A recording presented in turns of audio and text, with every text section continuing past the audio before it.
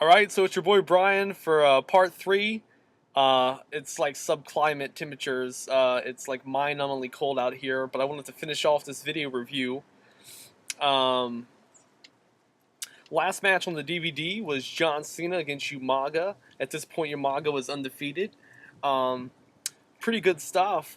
I give it a 6. John Cena's expressive, sympathetic selling, his facials, his fatigue selling. He's just terrific. And this was very old school, like early 90s, in that you had kind of the immovable object, this monster, Umaga, who's great in his role. I haven't seen him in a while. He's been off TV. So this was a great reminder at why that character was so effective, because he pulls it off pitch perfect. Um, Typically I hate it when people don't sell like old Undertaker stuff, like early 90s stuff. But Umaga here, sorry, I gotta, okay. Umaga here actually makes it work pretty well.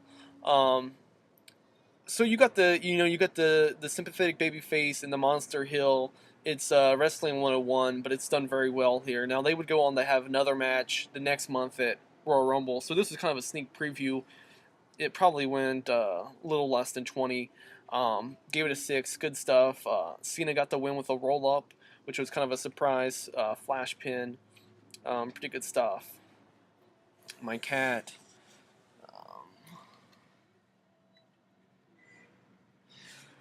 She's very curious about what I'm doing out here.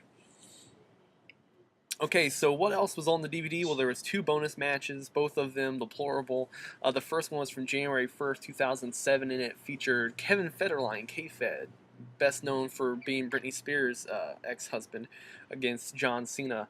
Now this was crap, but it was entertaining crap.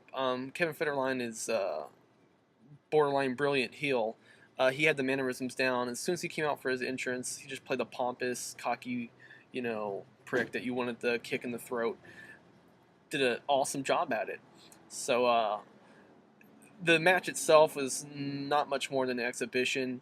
There was hardly any contact actually to be had. Federline was seconded by Johnny Nitro. So it was more of just a publicity stunt than a match. But for what it was, I'll give it a 2 because, like I said, it was pretty entertaining. Now the other match will make the aforementioned match look like a Jimmy Snuka MSG main event. The other match was Rosie O'Donnell versus Donald Trump. Now I should be using parentheses because these weren't the actual celebrities. These were poor indie workers at best, portraying these well-known figures.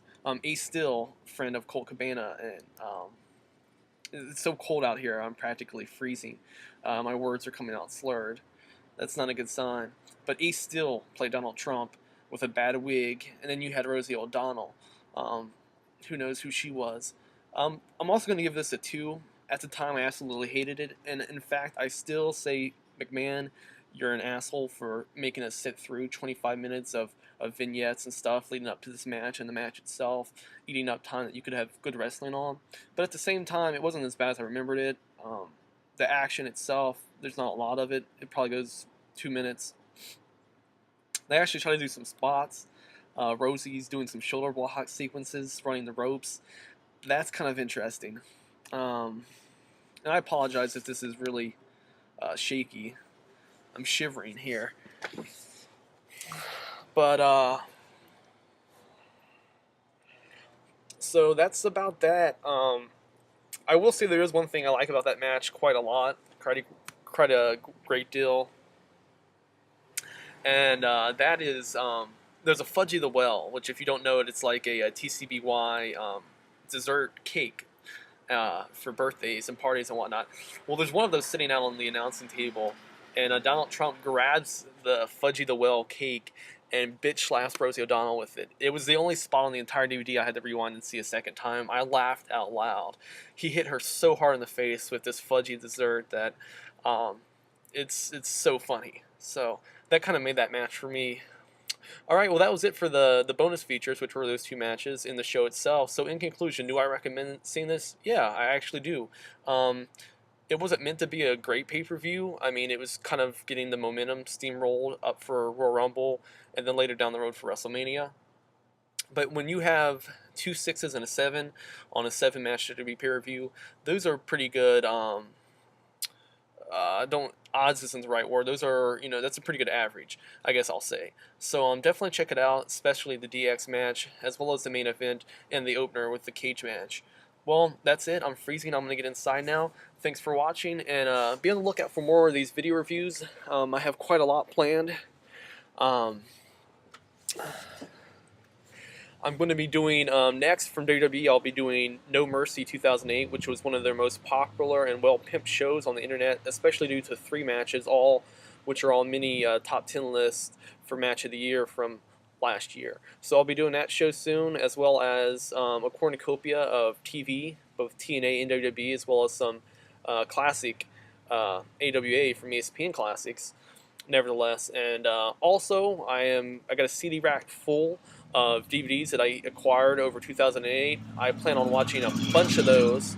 So mostly Hermie Saller's UWF and Ring of Honor, as well as some West Coast PWG and some miscellaneous Japanese stuff. Well, that's it for now. Thanks for watching this 3-parter, and we'll see you later. Never hand over.